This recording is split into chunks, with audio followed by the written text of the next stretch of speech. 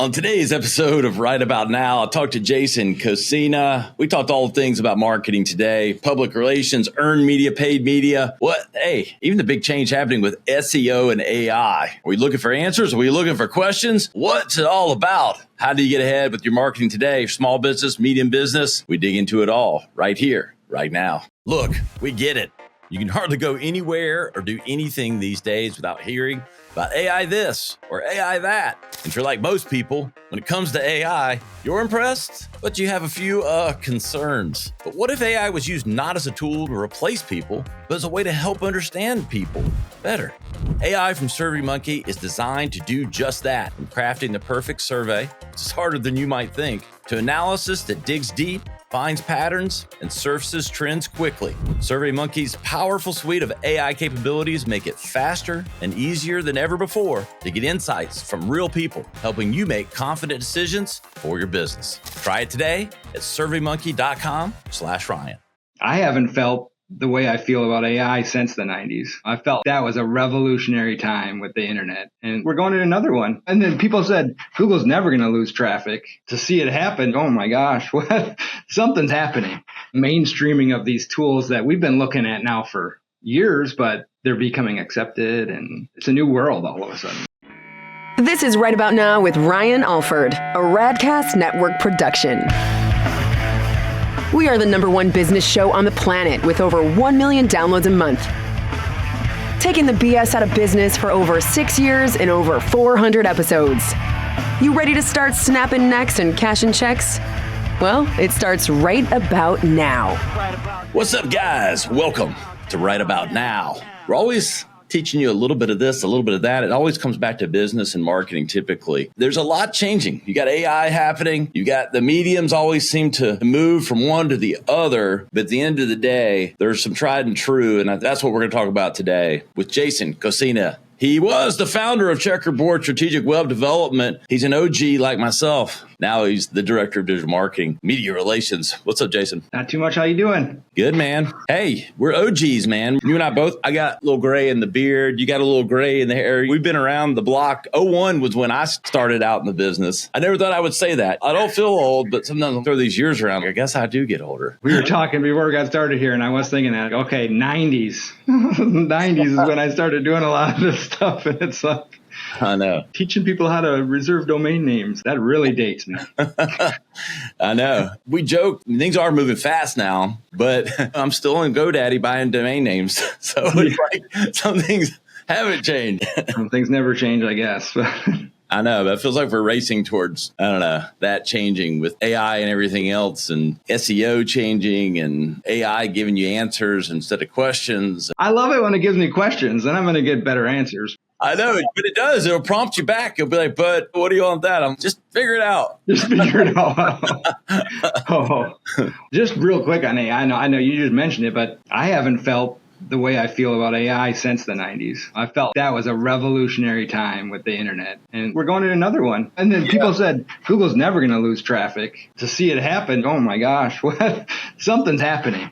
Mainstreaming of these tools that we've been looking at now for years, but they're becoming accepted, and it's a new world all of a sudden. It is. Let me just go right at it, Jason. What works today from your standpoint? And I know we could get into B2B and B2C and this type of company and that type of company, but I'm going to ask you broadly on the PR earned media side, what's working today for your clients? Not just, hey, we did these things, but what has impact? And then maybe even on the more traditional marketing side, website, ads, social, that sort of thing. Would you go down two avenues there of what's working? I suppose I would go down to the two avenues to some extent. I think that there's a lot that's the same with PR. We've always fully defined the client's message before we got started, and then adapted it to the news of the day so that we have better chances of getting picked up. That strategy has always been there, and it's still what works. In constant communication, it's harder to get through to people now, whether you're calling writers or reporters or you're calling someone to sell to. That's a problem. What has changed is really the other side of our business. We're kind of putting a publicist more in charge of PR and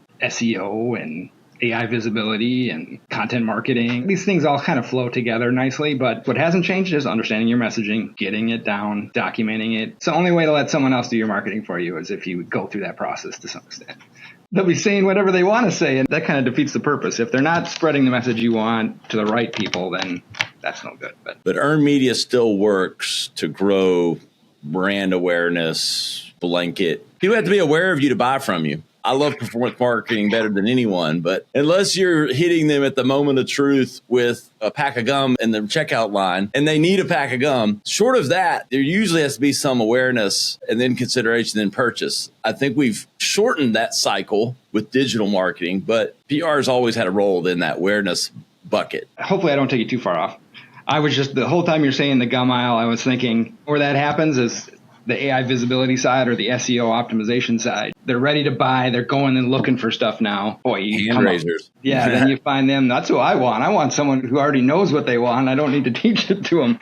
But you're right on the other side, too. You need to get the word out there. I would say that the number of possible channels has changed. It used to be, boy, if we can get USA Today, everyone reads that and it's going to be out of the park. Now we can split it down to, I only want to target people who build things out of plastic from Western United States or something. And there's a show for them. There's a show out there for them. In some ways, it's really fine-tuned the targeted instead of the shotgun approach. But again, it's just the landscape changes and it has changed a lot. What's the most valuable media then? Okay, podcasts having their day. You're sitting here on a popular business show, thanks to our audience. And obviously you see value in that. And you probably preach that to your clients. But what are the most valuable mediums? I mean, it used to be, hey, TV and everything else in a lot of ways, unless it was like a major newspaper or something.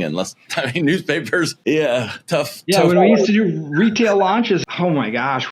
We got a football player to wear something, and that was like the hugest thing. And getting on, what was the show? The Today Show. And those still have a lot of viewers. That's who your target market is. They're still a great place to go. But boy, you're asking me, where do people go? I think that we always lay it out based upon who their target markets are. Do a little research on that. In any kind of marketing competitive analysis helps. Let's see what other people are doing, what keywords are they targeting for, and how are they coming up number one for this. So I learned it as marketing is always played with your cards face out, so everyone can see what you're doing, right? Yeah. So incorporating that into your strategy a little bit, or at least understanding it, helps. You kind of were asking which channels. I think that the channels that we do have been broadened dramatically. 95% of our business was through earned media in the past, and now it's less than 50%. We're doing paid media, we're doing blogs, we're doing marketing automation tools. Sales was always like the fifth element that we partnered with, but we didn't necessarily get involved with. But then that automation stuff, you start to work with the salespeople. Whenever I've talked to a salesperson and asked if they had enough leads, they've always answered,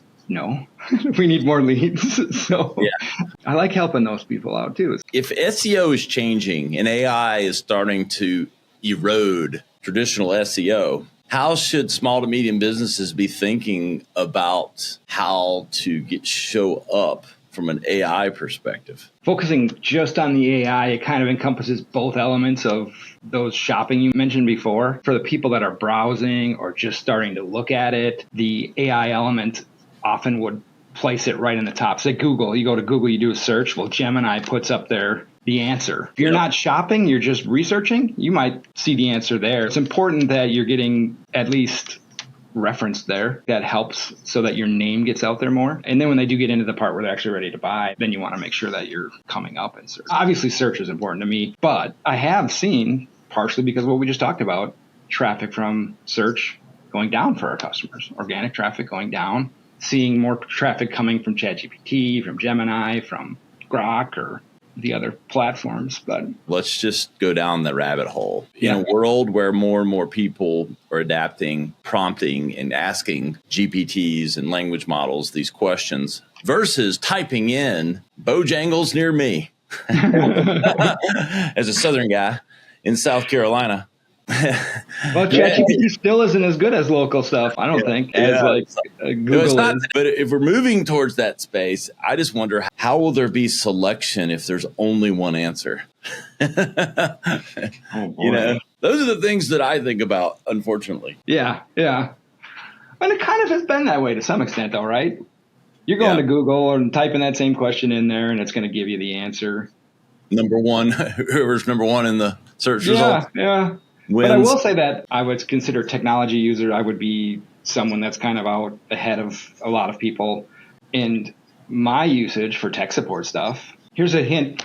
I don't know everything. You know what I mean? When people ask me, why does my email not work, or whatever question they have, 9 times out of 10, I know enough about it to ask the right question. And it was Google before, and now it's ChatGPT or whatever. My habits have changed that much, and now we're seeing that apply to the mainstream. Are you seeing the companies that you guys work with ChatGPT, you've got AI that can act as agents and do things. Are savvy businesses needing more agencies or less agency help? It is becoming, to some extent, more about having responsive, high quality people that can execute on those programs. Use the ChatGPT or whatever to really formulate what you're asking for better. That's always been a challenge, and something that you need someone in there to kind of smooth that process out. Smart marketing people can use the tool, but I would say it's probably best to formulate a plan or starts of a plan so that you can make a request and then have professionals execute on it. I like it. It's a great tool. I have plenty of SEO prompts and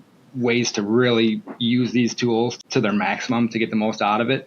But it always goes through our professional writing team, because they make it unique. To some extent, people that are smart in a particular topic are going to be more efficient with the tool. But I don't know that you're going to be able to sit someone down that has no idea how to program and say, just program me everything, blah, blah, blah, and it'll just do everything. I set up one of our programmers in front of it, and they ask very specific questions, and they get to the answer a lot faster, if that makes sense. No, it seems to be making us more efficient, so we can bill less hours. You still need some amount of hours to get the final outputs that are needed. It brings more value that way as far as the efficiencies brought into it. The more paid advertising, getting out of sort of the PR side and even the SEO side, which is organic to a degree. Social media has such an impact, and it's where so much attention is. It's hard to ignore. Is it knee deep in your playbook with just about every client? I wouldn't say every client, but certainly channels of it are. We have a B2B customer that's doing stuff, and they have a great LinkedIn program, and they're putting out content on LinkedIn, and they're using it to expand the networking that they do at trade events. And do you remember the days of Facebook for local marketing before they removed a lot of our capabilities? I still miss that some days where you could say, I want to target friends of all our friends that are interested in this area, and it just worked so spectacularly. I don't see it as well, but I still see it as an awareness tool, Facebook advertising. And most of the product work we do, where we're doing retail stuff, yes, we are doing awareness in some direct sales through that channel, but a lot of Google stuff for that. Google Shopping, and you're talking advertising channels. Yeah. So I would say if you ask me those questions, it's going to be Google primarily that we use for advertising, Facebook, LinkedIn. You can buy commercial advertising TV. You can Google Ads now. So that adds a whole nother aspect to what's capable out there. And programmatic video. Yeah. Now you can not only buy the ad space just like you were doing before, you can use the AI to help produce a video or whatever. I don't know. That one I haven't been able to get to work yet. I watched these beautiful videos made by AI. It goes back to that same thing. They probably understand video. And then they went to the AI tool and they could say, adjust the aperture or whatever words they use it in their area of talent to get these beautiful things made. I go there and I'm like, oh, what is this garbage that gets produced when they produce the videos for you? Yeah, I haven't cracked the code on that one either. It's been more time than if I had just edited some B-roll or footage we already have or something. So I don't know. Jury's out on that one for us too. And a lot of what I do with it is just, hey, my ideas don't always flow linear order. So I'm going to dump all my content into the system. And then I'm going to say, okay, clean it up. Make it make sense. Put it in order or whatever. I'm feeding it what I want it to say. And then I'm just saying, clean it up. Jason, as we finish out here, any tips, tricks, leave our audience with a nugget for something maybe they're not thinking about that they should from a marketing perspective? I would say get the CEO's Guide to Marketing. This is about the basics of marketing. So basically what I'm suggesting is get the foundation down for your messaging, your target audience, all that stuff, because the channel side and the environment is constantly changing and it's an ever-changing process. So get the foundation down so that you can more easily adapt when you get into picking which channels to push your content through. Everything will perform better if you understand who your audience is, what motivates them, what creates the emotion. That stuff has been consistent for a lot longer than I've been doing this stuff. That's passed the test of time. It makes it easier when you're focusing on all the stuff that changes every day. It feels like I can't do anything because I start a Facebook page and then Facebook's no longer popular anymore or whatever. That's what I'd say. Get your messaging down. I know it's not very exciting, but it sure will make your efforts more effective. Yeah. And allow you to pivot as needed when channels change. Pivot as needed. Yep.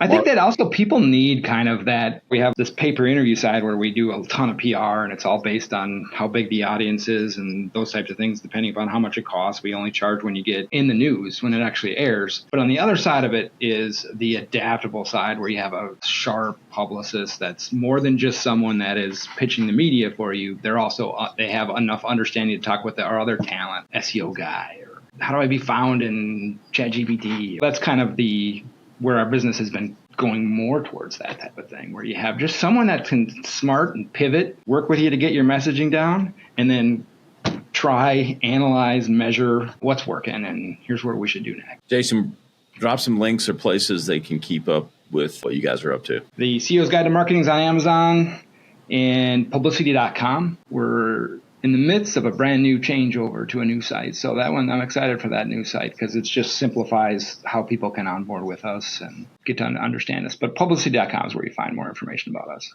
Perfect. Publicity.com. We'll have that in the show notes. Jason, really appreciate you for coming on. Thank you. Hey guys, you know where to find us. RyanIsRight.com. We'll have the highlight clips, the show notes, and the links to publicity.com there where you can get in touch with Jason and their team. We appreciate him for coming on. We appreciate you for making us number one. We'll see you next time. Right About Now. This has been Right About Now with Ryan Alford, a Radcast Network production. Visit RyanIsRight.com for full audio and video versions of the show or to inquire about sponsorship opportunities. Thanks for listening.